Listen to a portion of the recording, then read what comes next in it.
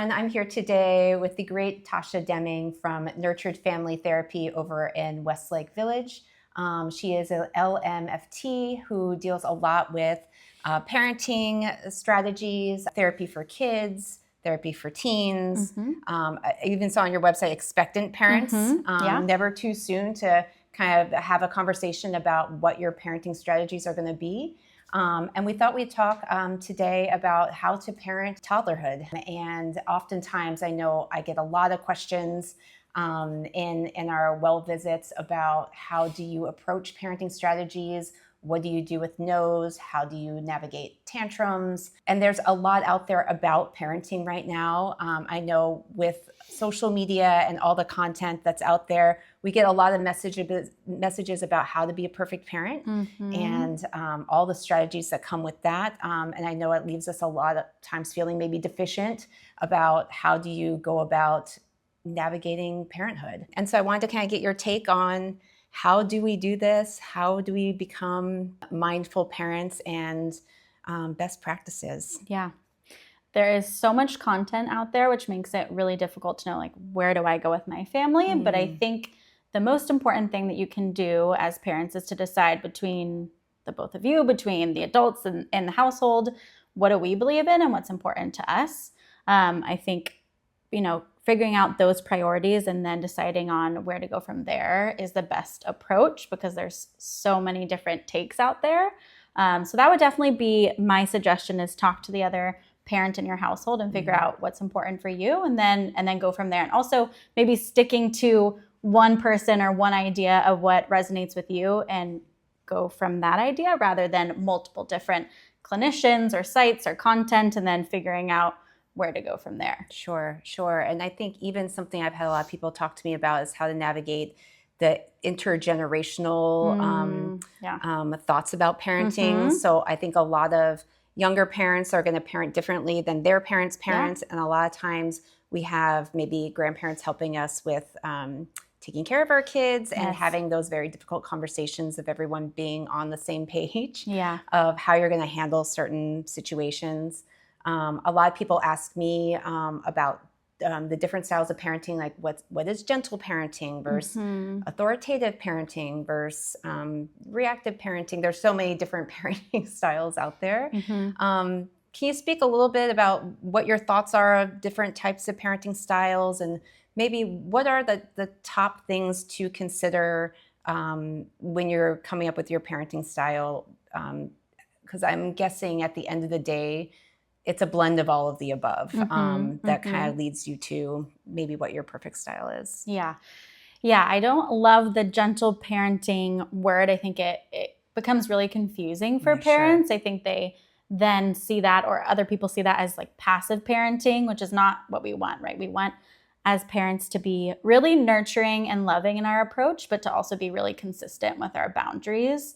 The more consistency we show with our kids, the more they know what to expect. Sure. So for me, when I think about an approach for parenting, we want nurture, we want love, we want, kindness. We also want structure and routine and boundaries and consistency. Those are the things that we really want to look for in different parenting styles. So that would be the most important. Yeah, for sure.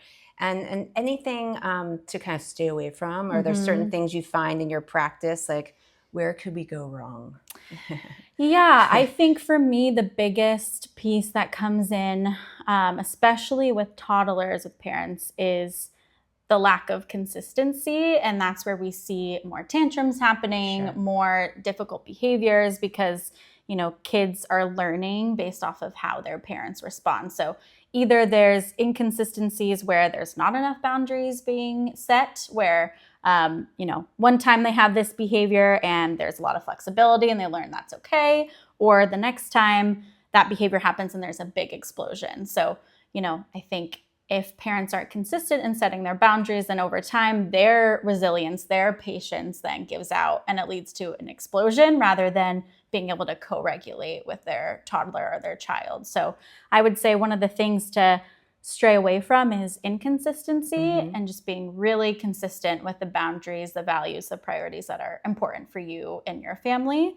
And then the other things would just be really tuning into our toddlers' needs and how they hear things. I think sometimes parents will go into the over-explaining mode, Sure. which, once we say 3 words, toddlers are kind of zoned out. They're not listening anymore, Me too, by right? the way. Me too. So it's really important that we are more action-based in our parenting rather than words and lecturing based, because we're going to get more out of our kids. We're going to see more of the values we want in them through modeling. So that's really important too. For sure. So I'm hearing kind of keep a warmth to you, but also set really consistent boundaries. And kind of this idea of co-regulating. So it might not be, telling your child to go on a timeout and sit and when you're ready, you can come back, or a certain time you can come back and join us, because kids probably aren't able to regulate their emotions, especially in the toddler age. Right. But sitting somewhere with your child and kind of talking through, maybe labeling the feelings of what they just felt. Oh, I see that you're mad because of this, and you have a right to be mad. Right. But we can't, then setting a boundary. We can't throw our toy, or we can't hit our sister. And then helping them kind of regulate down. Maybe we change the subject, we change the environment, we change the things going on around us to get on a new page and move forward. Is that what you mean by co-regulating? Is that Yeah. We want to move away from like punishment and shame when it comes to parenting, and more towards discipline.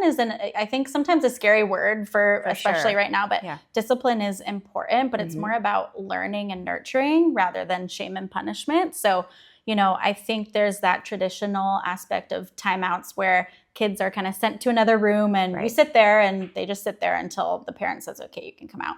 And your kid is not really learning anything through that. So more of a time in approach with your child, I think, is more helpful. Sometimes kids do need to be taken out of an environment in order to regulate. So it's not necessarily the taking out of the environment, but it's the way the parent is then engaging with that child afterwards, which you said a lot of great things that I often say to parents. There's kind of like a 4-step approach that I like to talk to parents about. So the first one is to validate and reflect their feelings. So exactly what you just said of, I see you're really angry that we had to leave the park, or, oh, it's so hard to have to stop watching our favorite show, right? So we start with just that validation, because we know that when we name it, we tame it. So when we name the emotion, we tame the kind of physiological response in kids. Also, it's teaching emotion identification, which is going to help us long term.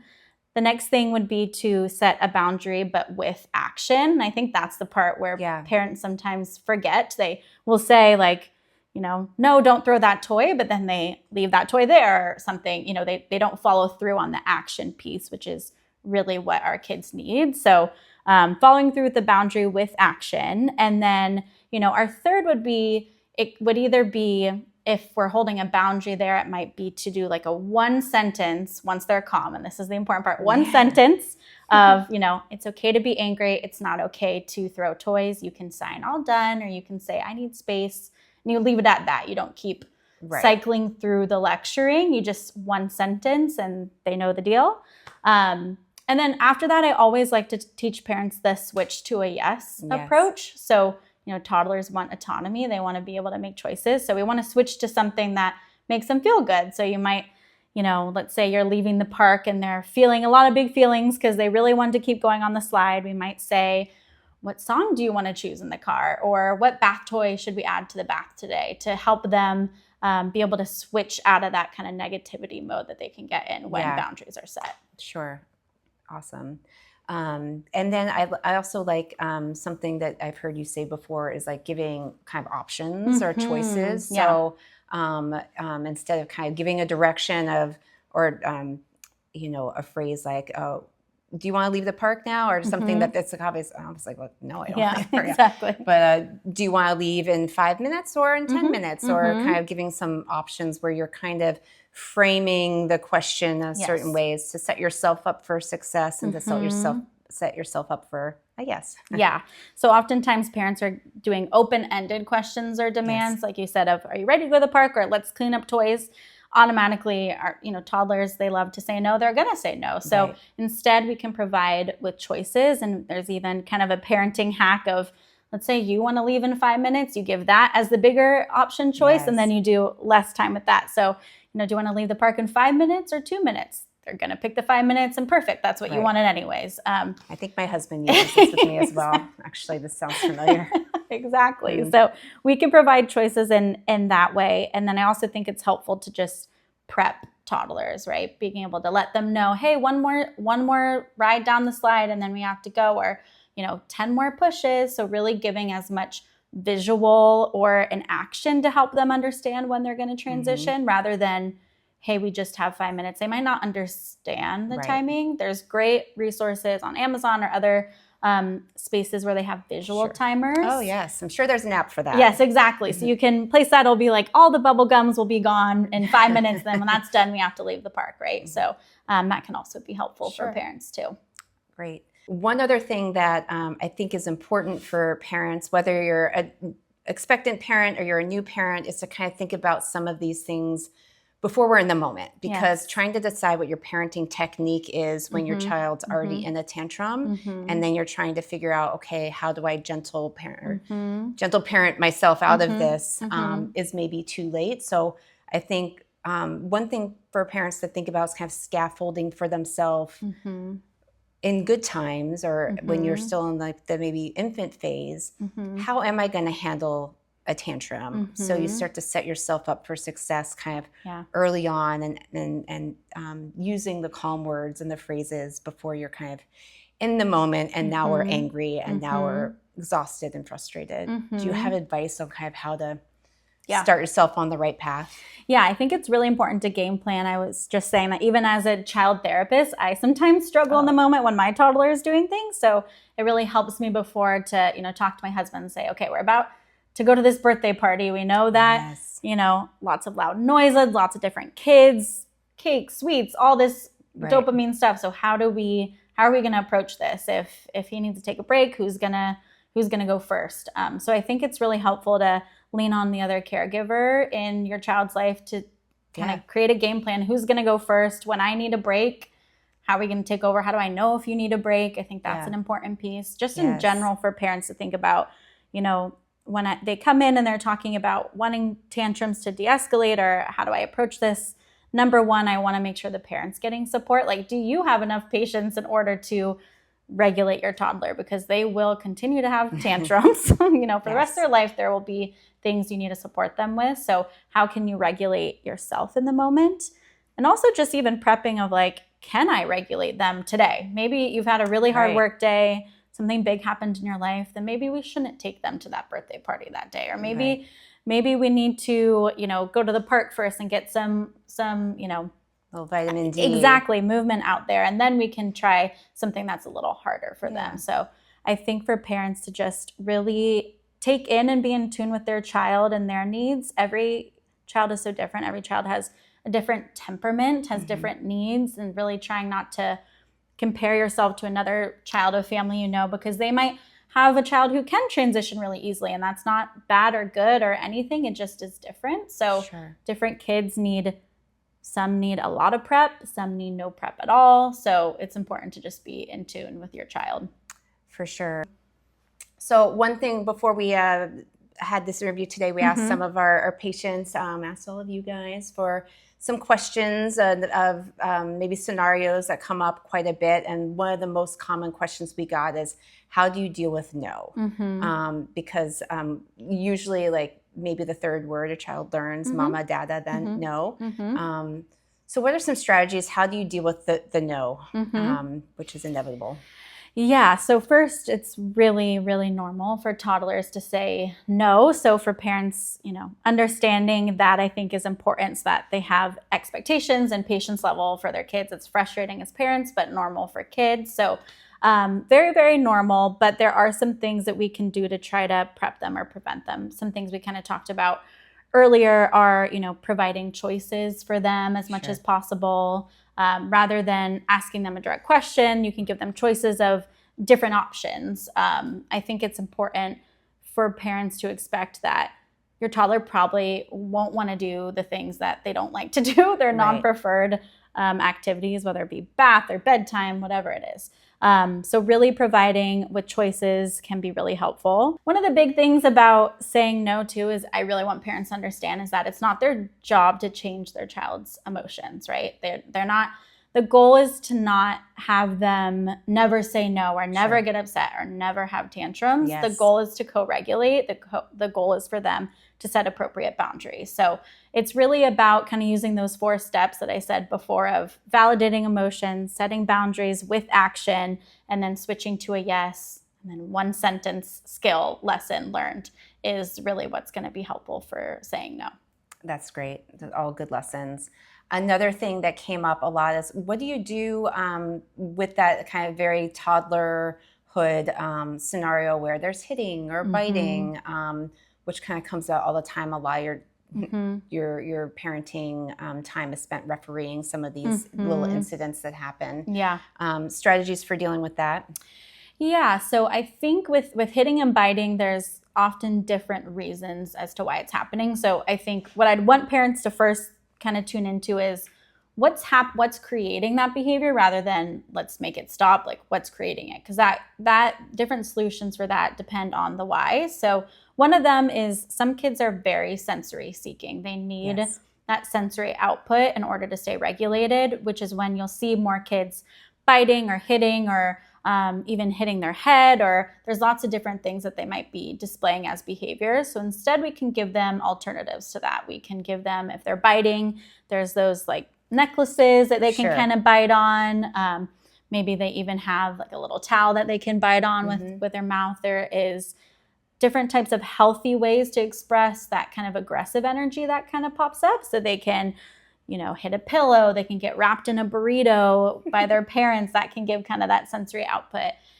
It's really helpful for sensory kiddos to get a lot of physical play. So like get on the playground, fall, do all sorts of things, get on the bed, wrestle with your kid, do all that sorts of stuff, because that kind of helps them regulate their body overall. So that can kind of prevent all of that.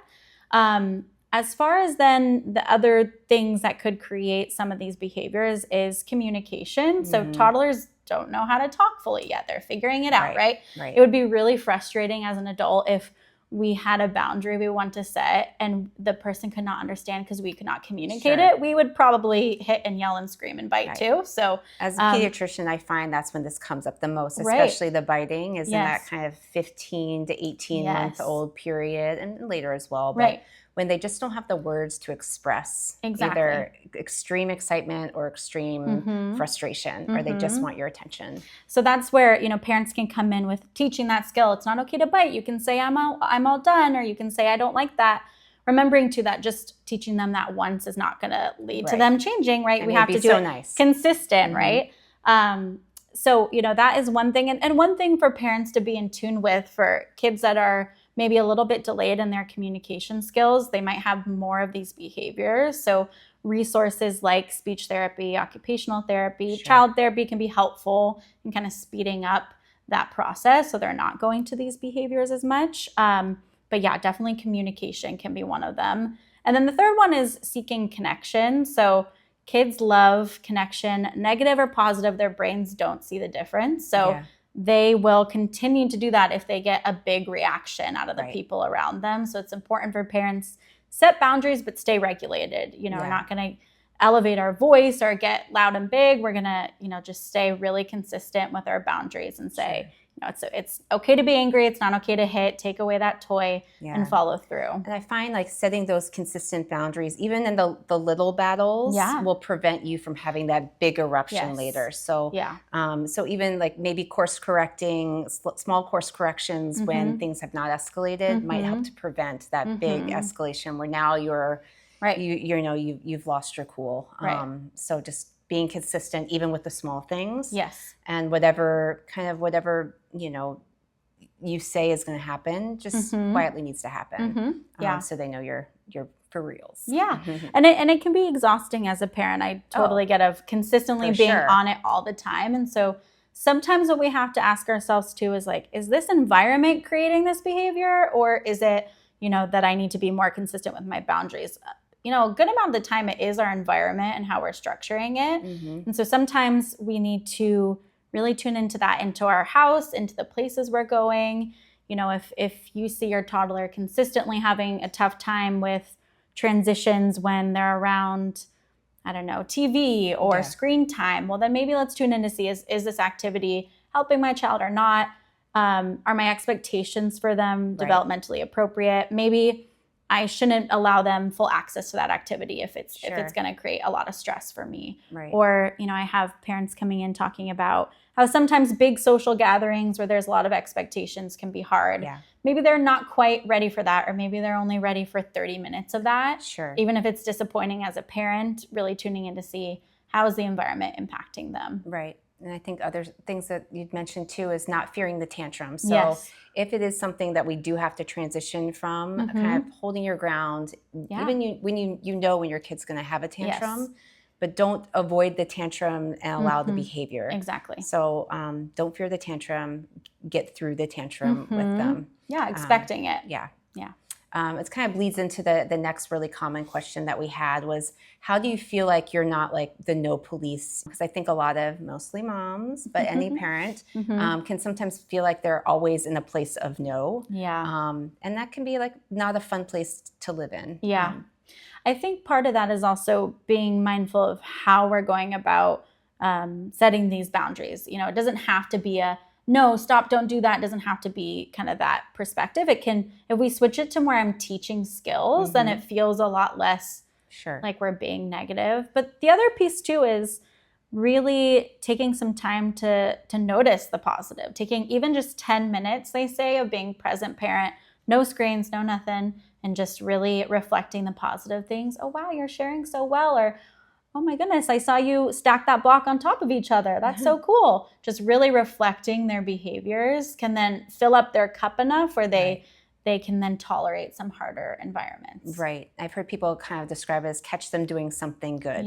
Even if it's just a small thing, like, oh, wow, you brought that plate all the way over to the sink. Thank you so much. That's so helpful. Or just anything you can do to catch them doing something good can really help them have a more positive experience, and you have a more positive experience too. If there's a behavior you're having a hard time with, highlighting the opposite when they do it is a good kind of strategy to think about. We've kind of been through this already, but another thing that comes up, I know a lot, especially amongst different generations, is this whole thing of timeouts versus taking breaks.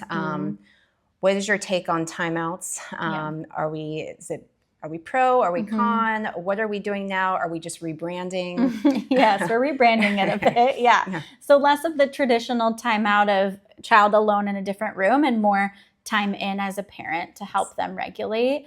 I think breaks can be super important for kids. Like, some of those sensory seeking kids too, they might need 10 minutes of low light, low noise, low energy to really be able to come back and show up, in the space that they're in. So I definitely am, I think it's good to have breaks and be really mindful and present with your child, but not breaks that lead to shame or just them being alone trying to co-regulate when they can't do it yet. So we're not standing in corners anymore. No standing in corners, One other thing that's come up a lot, and I think important as you're modeling behaviors and things like that, is to model the art of owning it.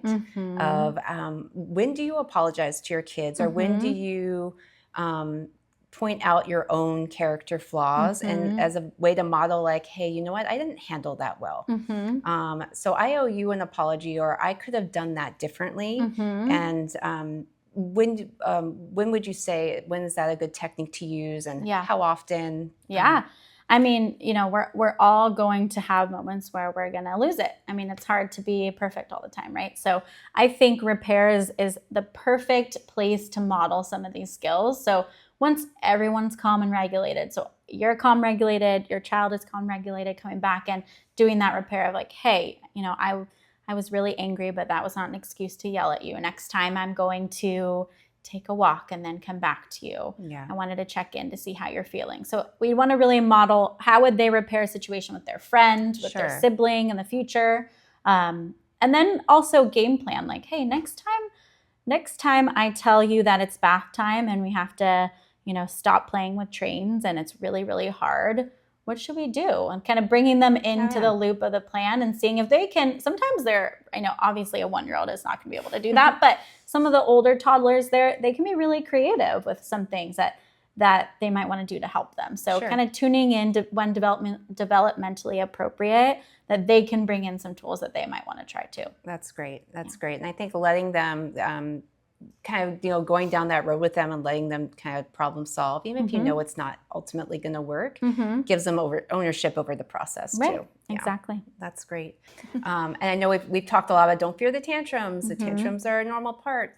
Keep your consistent boundaries. What do you do when the tantrums happen? So how do we kind of wade our way through the screaming and yelling and the intense emotions? What are some of your strategies for how do we do that? How many tantrums is too many tantrums? Yeah. What if we're having a tantrum? How do we navigate it? Yeah. So I think it's for, just like you had said, it's important for the parent to be calm and regulated. If you are not, then maybe tap someone else in to try to do that. There might be some tantrums that one parent can really handle. They're okay with that. Another parent, it's harder for them. So tune in with yourself. But what do I do after I prepped? I did all these things. They're still angry. They're still upset. What do I do with that emotion? So again, we're not there to fix it. We're there to help them cope through it. So we validate, reflect the emotion like we've been talking about. And then the next thing is to really just make yourself safe, your toddler safe, and the environment safe. So, it might be kind of escorting them to a space where they can get a little bit aggressive with their energy, but not break anything. It might be kind of taking away toys or different things that maybe they're chucking toys because they're really mad at you. Okay, I'm going to take away that toy because we can't be safe with that toy. So really just sitting through it, making the environment safe, making you safe, your toddler safe, until they're able to calm their body down. You can attempt to model some skills for them. I hear a lot from parents that when they try to utilize skills that the kids learn in therapy or that they're learning, they just say no and they don't like it. So I think it's a much better tool for parents to say, oh, okay, I'm noticing I'm feeling a little bit frustrated right now. I'm going to take some really big, deep breaths. So really narrating how to regulate your body. Or, oh man, I'm noticing my heart is racing really fast. I'm going to take an ice pack and kind of put it on my face, or I'm going to play with this kinetic sand. Oh, this feels good on my hands. So really narrating how to model that for our child. And then eventually the tantrum will end. I know it feels like a really long time. And sometimes I even have parents time it because especially if you're in the middle of Target and they're screaming and crying, you're like, that was 30 minutes of stress for me. But really it's only 5 minutes, which is a long time, but we can get through 5 minutes. So sometimes I'll even have parents time it out for themselves to be able to see, okay, I'm going to put this timer on. It'll probably take about 5 minutes and eventually they'll be regulated. Then at the end is where you kind of come back with that lesson or skill to come back to. But what would be something we'd be more concerned about, where I'd want them to talk to their pediatrician or maybe talk to a therapist about, is if we're doing all the things, consistent boundaries with the parent over time. And look, you can't be perfect, but if you are coming in and you're like, I'm always consistent with this, and they still have these big, big, big feelings, then, they might be more of a sensory seeker child. They could be more on the neurodivergent scale. That doesn't mean necessarily that we're going to be doing anything much different, but sometimes having that knowledge is helpful for us to know because that will cause more big emotions and a harder time regulating. So that would be when we're noticing it happen and it's really, really difficult for them to come down. We're talking more than 10, 15 minutes of big feelings. Then we might want to just check in and see, okay, am I doing all the things? And if I am, then I might want to go talk to my pediatrician or another professional to see what might be going on. Sure. No, I think it's a great partnership to always kind of loop us in. And, we get a lot of these questions kind of in our visits as well. But there are some times where it does appear to be kind of over and beyond what could be, age appropriate. And I think those are important conversations to have too. And the other thing I always remind people is that when your child's having a public tantrum, almost everyone else around you has been in your shoes, except for maybe one old grumpy guy, but he's going to be okay. So just keep reminding yourself that most of people probably around you have been parents or are parents and have probably gone through the same thing. And they're not upset. They're not shaming you. They're not judging you. They're probably actually more empathetic than you realize because we've all been there. Yeah. And we're all figuring it out. No Mm-hmm. one's a perfect parent. No. That's why there's so many parenting strategies out there, because there's not one way to do this. Right. The other one thing I've heard a lot, and someone said to me once, is the power of yet. So when you're talking to your kids about, they're frustrated that they can't do something, or they're not old enough, is you're not old enough yet, or your body's not ready to do this or regulate this yet. So helping them set their own boundaries, like, look, you can't do something now, but there will be a time you can do it. Right. We're just not there yet. Yeah. So I think that's another really powerful thing. Maybe less in the toddler age, but as you kind of transition to that early elementary school, is the power of yet. Yeah, And I love that. we'll get there. And then I guess one last question before we're going to wrap up here.